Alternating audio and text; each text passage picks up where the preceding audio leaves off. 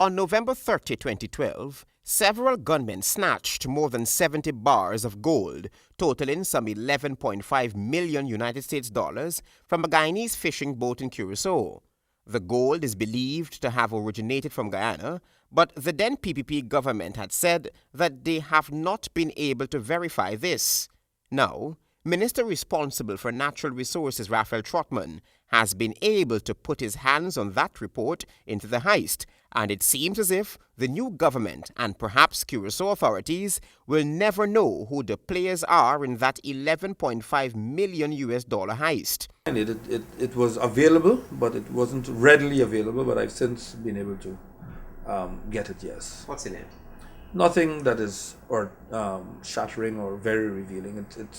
It's quite interesting for what it does not contain. On the 12th of February 2014, then Minister of Natural Resources Robert Prasad told Nightly News that the report had indeed been submitted and that he handed over the report to the law enforcement agencies. That report, what I've seen, has been inconclusive. There are certain areas whereby the law enforcement agencies will have to pursue, and we have already submitted that report to the law enforcement agencies for their attention and action as they may see fit. As it turned out, the minister never did hand over that report to any law enforcement agency. He had blatantly lied to the media. In fact, it had been on his desk all the while.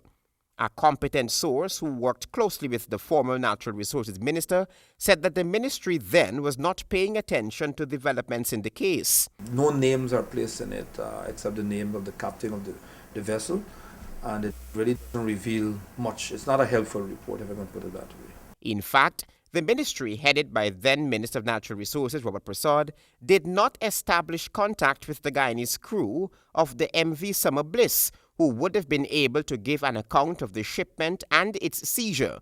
But he told reporters on the 12th of February that a team from Guyana went to Curacao.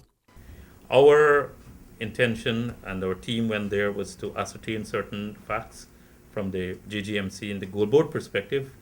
A lot of it was a fact-finding mission because we have no powers to investigate and to move beyond that. And all the facts that we've gathered, we have supplied those to the relevant agencies in this. Trotman said that it's no secret that Curacao had been treating the incident as a robbery because authorities on that Dutch island had been properly notified that a quantity of gold had been legally expected aboard the MV Summer Bliss. He still hopes that with not such a helpful report, there would still be light at the end of the tunnel. The most we can do is probably resume discussions with the Curacao authorities on an official basis. It was the United States government who had asked the Dutch island of Curacao to probe years of gold smuggling between the two jurisdictions, and reports have surfaced in the Dutch island of a dossier on illicit shipments from Guyana for the past 15 years.